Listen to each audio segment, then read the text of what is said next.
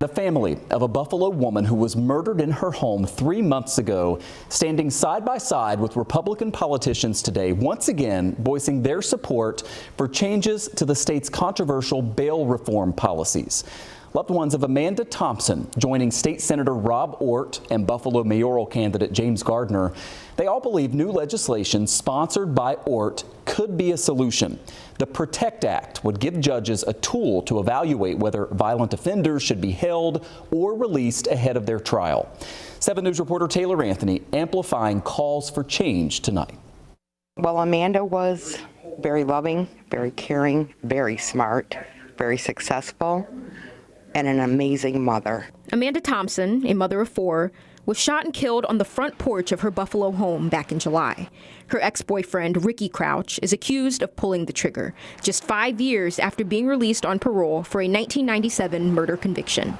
Republican State Senator Rob Ortt says that is exactly where the system failed. But my understanding is, had he been still under parole supervision, when he was arrested on domestic charges, that would have been a parole violation, and there's a real reasonable likelihood that he would have been held in jail, in prison, or in a holding center, and would not have been free to kill Amanda. Ortt is introducing the PROTECT Act, which would reverse a law allowing the parole board to end supervision early for offenders with indefinite sentences.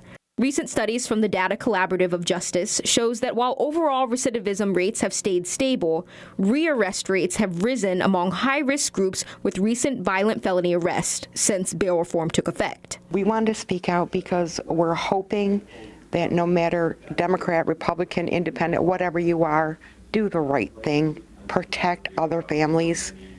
If somebody is convicted of a murder, chances are you let them out, they're going to do it again. Thompson's mom, Muriel Haddon, hopes her daughter's story sparks action and awareness, especially around domestic violence.